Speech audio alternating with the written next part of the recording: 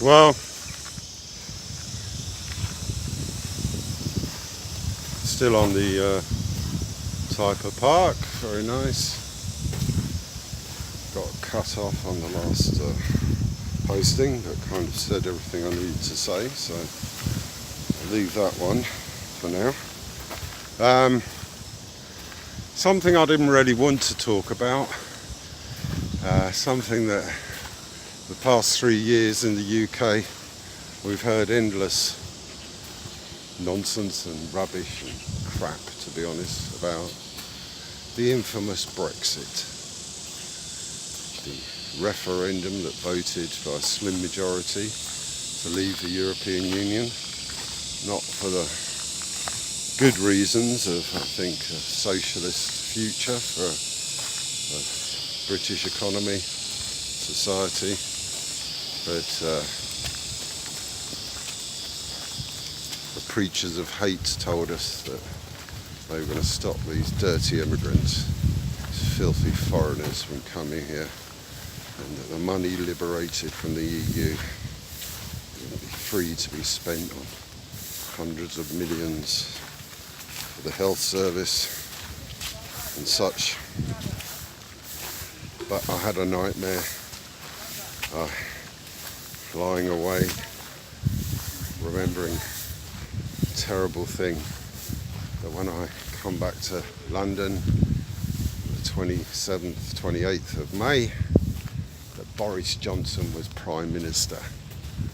And as I look at the events as they unfold in Parliament and in number 10 Downing Street, that possibility, that nightmare will soon be upon us if Maybot, as they call her, fails to get her Brexit bill through Parliament, which he will. They don't want it, they don't like it. The far right think it doesn't go far enough, and the far left thinks it goes too far. So the middle ground, there's not many left in the middle,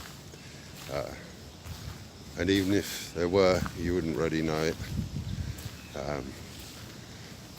The European election in the UK, which was never supposed to happen, is looking increasingly likely to return. Huge result for Nigel Farage and the Brexit Party. And what does this tell us? This tells us that despite getting 4 million votes at an election for UKIP, but 1 or 2 MPs as a result, was an electric shock through the UK political system, thinking that the government under then David Cameron would have to appease these supranationalists with a referendum on the EU. Well, as I've said in private in the past, in or out,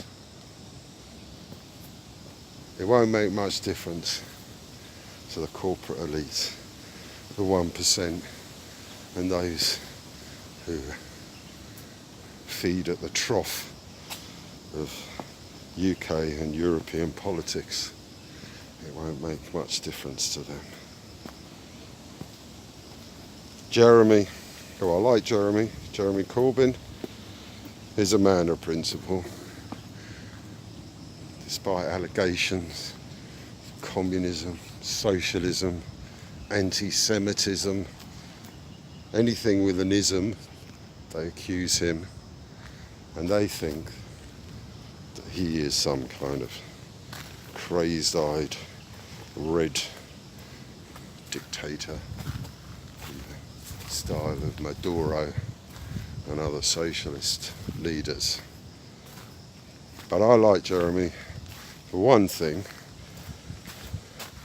He's a socialist, and when you're a socialist, it's only good for the people. It's only good for the people that can benefit from programs of social housing, free education from cradle to grave, and decent services and funding for local authorities who only have to see their budgets cut for the past 10 years in half and wonder why parts of London look like an encampment